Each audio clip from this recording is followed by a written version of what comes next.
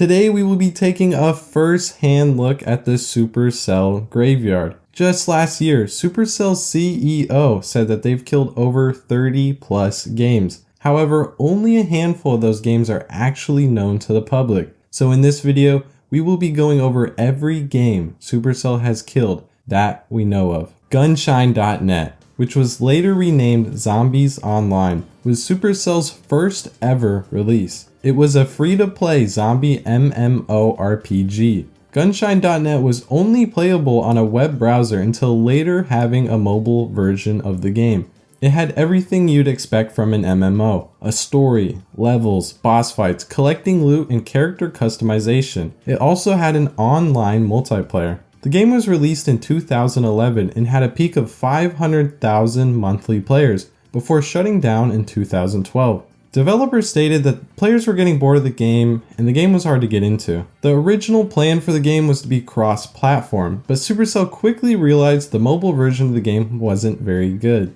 Magic. Not much is known about Magic as it was stopped in production, but what we do know is that it was developed by a small team of 5 people. Interestingly, the same team later developed Clash of Clans, which was initially codenamed Magic during its early development stages. Pets vs. Orcs. This was Supercell's first mobile game, launching on January 27, 2012.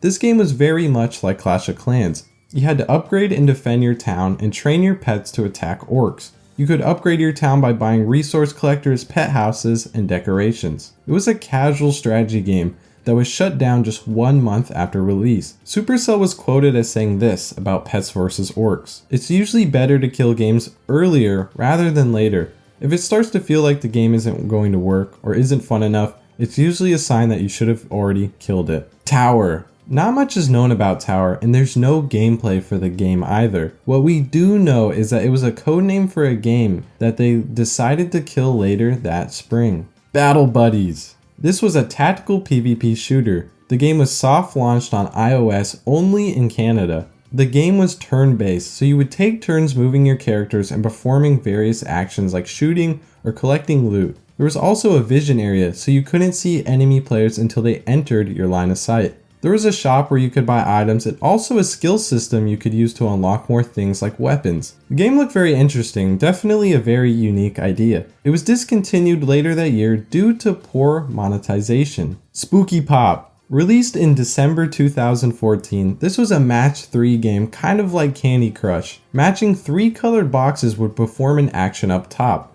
which would kill an enemy or finish a wave. Just by watching the gameplay, you can kind of see why this game never really took off. It was later shut down in March 10th, 2015. Smashland! Soft launched in April 2015 in Canada and Australia. This game was inspired by popular games at the time like Monster Strike and Puzzle Dragons. You would fling your character and bounce off things to kill your opponent. Despite its popularity and popular feedback, on July 1st, 2015, Supercell announced the end of Smashland, and it was finally shut down September 1st. Rush Wars. After 4 years of no new games, Rush Wars was soft launched in August 2019 in Australia, Canada, and New Zealand. This was a strategy PvP game where you would build a squad to raid enemy gold mines. You could join teams, fight in wars, open boxes, and protect your own gold mine. It was Supercell's attempt to make a more casual version of Clash of Clans and Boom Beach, but players felt the game was repetitive, and Supercell felt the game was beyond saving. So on November 30th,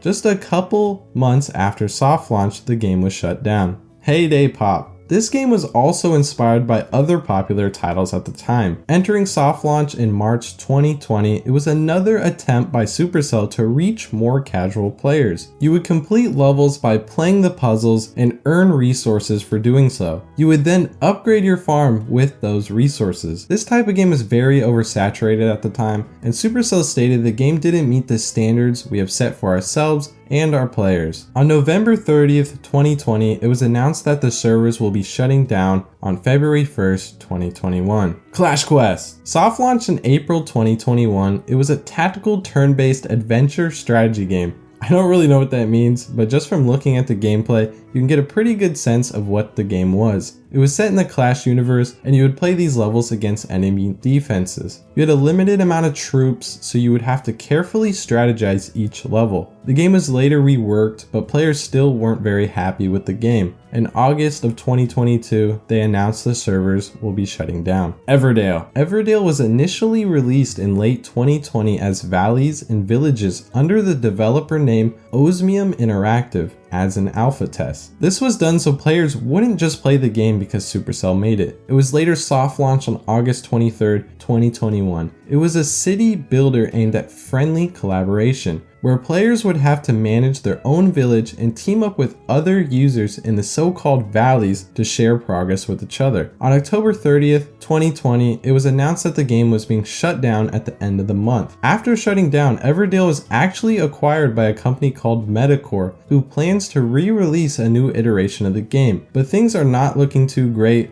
as the last we've heard from Metacore about the game was about a year ago on an old Reddit thread. Boom Beach Frontlines. Branded as a spin-off to Boom Beach, the game was developed by Supercell-backed studio Space Ape. It was soft launched in October 2021. It was a strategic 9v9 multiplayer game where you would do things like secure a point. There were a lot of characters, gadgets, and vehicles. The game reminds me a lot of Brawl Stars just in the way you move around and are able to attack. The game was permanently shut down in January 2023. Flood Rush. Announced in May 2023, Flood Rush has a mix of the MOBA and Battle Royale genres. It entered beta later that month, but only lived for 3 months before being killed by Supercell. Flood Rush is probably one of the most unique looking games Supercell has made so far, but sadly it met the same fate as all the other games on this list. Clash Mini. I'm sure you've all heard of Clash Mini at least once or twice, or maybe even played it. The game was soft launched on November 8th, 2021. Clash Mini fits in the genre known as auto chess, very similar to games like Dota Auto Chess. It was a strategy game where you took turns moving your pieces to try and defeat all your enemies' pieces. There were different maps, lots of progression, and cosmetics for your minis. In typical Supercell fashion, they announced the game did not meet their high standards, and the servers were permanently shut down on April 25th of this year. Clash Heroes. Now technically Clash Heroes did not get killed, as it is now known as Project Rise. They did an entire rehaul of the game and are now calling it Project Rise. Personally, I think Clash Heroes was a way better name, but hey, I'm not Supercell. It's still an RPG game, but instead of being solo like Clash Heroes, it's now multiplayer. I'm not going to go into too much detail about this game since technically it's still going to be released. Speaking of games that are going to release, Mo.co. The beta for this game was available last year starting in October. The roadmap for this game was posted just 4 months ago, and the developers still seem to be very active on all their socials. So everything is still looking very promising for this game's release. Supercell has a very long history of killing games. Makes you wonder how Boom Beach has managed to survive this long. If a game isn't going to be played for years and years and be remembered forever, then most likely Supercell is going to kill it. Let me know which game you missed the most, and if you'd like to see any of these games come back. Thanks for watching.